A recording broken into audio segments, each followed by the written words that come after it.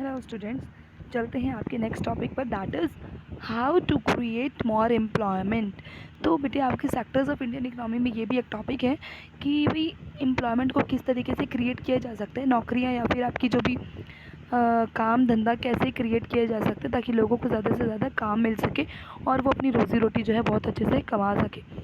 तो ये सब कैसे किया जा सकता है भाई, इसके लिए गवर्नमेंट को बहुत अच्छे से रोल प्ले यहाँ पर करना पड़ेगा कि लोगों के पास ज़्यादा से ज़्यादा काम जो है उन्हें मिल सके। अगर कोई पर्सन अपना छोटा मोटा काम धंधा भी खोलना चाहता है तो उसको अच्छे से सर्विस जो है मिल सके और गवर्नमेंट की तरफ से उसको बहुत अच्छे से सपोर्ट जो है वो मिल सके। तो सपोर्ट कैसे मिल सकता है उसके बारे में हम बात कर लेते हैं। यहाँ पर आपका यहाँ पर बेटा लक्ष्मी का एक एग्जाम्पल गिवन है, तो प्लीज़ आप इन सबको अच्छे से रीड करिए और अगर समझ में नहीं आता है तो आप पूछ सकते हैं।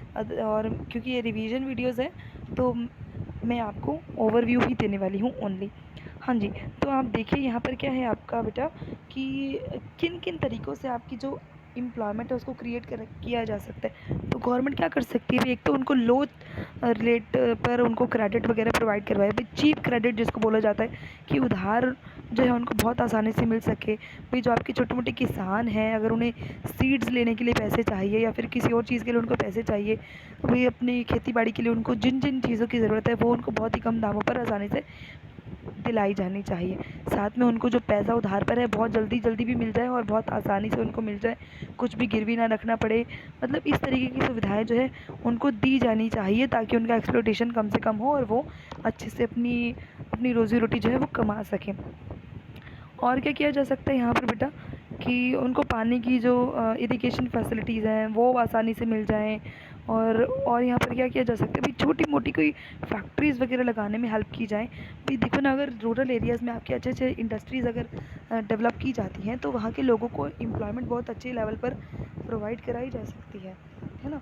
तो यहाँ पर और क्या किया जा सकता है भाई, या फिर कोई छोटे मोटे बिज़नेस करने के लिए उनको एनकरेजमेंट भी दिया जा सकता है उनको भी, जैसे आप मछली पालन कर लो या फिर आप पशुपालन का धंधा कर लो भाई साथ में फार्मिंग करने के।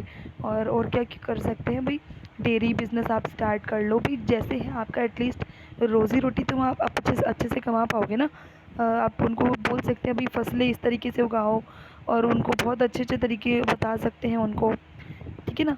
तो ये सब तरीके होते हैं आपके जिनकी वजह से आप फसलें वगैरह जो है उनकी उगवा सकते हैं। ऐसे जैसे कर सकते हैं मानी कोई भी आपकी ऐसी इंडस्ट्री सेट करवा सकते हैं ऐसे एरियाज़ में जहाँ पे वेजिटेबल्स को या फिर एग्रीकल्चर प्रोडक्ट्स को अच्छे से प्रोसेस किया जाए। तो प्रोसेस करने का क्या मतलब होता है कि बेटा जब फसलें आपकी आती हैं ना तो सीधा वो फसलें आप तक नहीं पहुंच जाती हैं बेटे, उनका एक अलग ही एक रूप होता है जब वो आपके पास आती हैं उससे पहले, ठीक है ना। तो इन फसलों को प्रोसेस करने की बहुत ज़्यादा ज़रूरत होती है। जैसे वीट को अगर देखा जाए, वीट को या राइस को अगर प्रोसेस करने की बात आती है तो कैसे इनका प्रोसेस होता है भाई, इनको मशीन्स में डाला जाता है और इनसे जो है बिल्कुल साफ़ साफ़ दाने जो हैं वो अलग कर लिए जाते हैं और जो फांस वगैरह या फिर स्ट्रॉ वगैरह होती हैं तिनके वगैरह उन सबको मशीनों के द्वारा अलग कर लिया जाता है। तो ऐसी फैक्ट्रीज़ को ऐसे एरियाज़ में लगाया जा सकता है।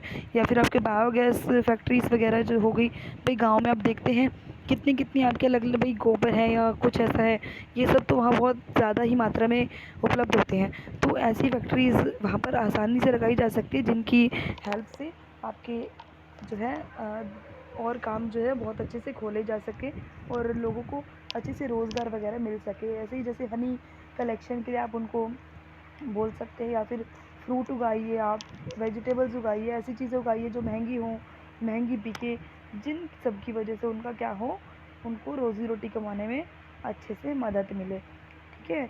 और इसी तरीके से हम अपनी जो एम्प्लॉयमेंट है उनको क्रिएट कर सकते हैं। और एक बेटे गवर्नमेंट की तरफ से एक और चीज़ आपकी की गई थी, that is known as MNREGA 2005। ये मनरेगा क्या है इसके बारे में जान लेते, बहुत इंपॉर्टेंट रहता है ये आपके पॉइंट ऑफ व्यू से, आपकी स्टडीज़ पॉइंट ऑफ व्यू से आपको पता होना चाहिए कि मनरेगा क्या होता है। Mahatma Gandhi national rural employment guarantee act, ये बेसिकली देखा जाए तो इसके नाम से ही पता चल रहा है कि भाई एम्प्लॉयमेंट की जो गारंटी देता है वो सिर्फ और सिर्फ आपको मनरेगा दे सकता है कि एक ना लिमिटेड नंबर ऑफ डेज़ जो है रूरल एरियाज़ में लोगों को काम दिया जाता है, दैट इज़ 100 डेज़, यानी कि 100 डेज़ का रूरल एरियाज़ में लोगों को काम दिया जाता है ताकि एटलीस्ट वो अपना रोज़ी रोटी जो है वो तो एटलीस्ट अच्छे से कमा पाए, कि अच्छे से खाना वाना तो वो खा पाए ना एटलीस्ट। तो इन सब के लिए उनको काम दिए जाते हैं ये कि छोटे मोटे नौकरियाँ उनको दी जाती हैं या फिर छोटे मोटे काम धंधों में उनको लगाया जाता है, जिसकी वजह से गवर्नमेंट जो है उनको काम देती है और वो अपना काम करके और अपना रोज़ी रोटी कमाते हैं। तो ये आपका राइट टू वर्क में आ जाता है ये, और ये आपके इंडिया के बहुत ही ज़्यादा डिस्ट्रिक्ट्स में इसको लागू किया गया है बेटा। तो ये बहुत ज़्यादा इम्पॉर्टेंट है आपका। तो इसको, इन सारे टॉपिक्स को सभी अच्छे से कर ले, और ये सभी टॉपिक्स बेटा आपके क्लियर हो जाने चाहिए यहाँ पर, ठीक है। तो बेटे कहीं भी कोई भी दिक्कत रहती है तो आप मुझे बता सकते हैं।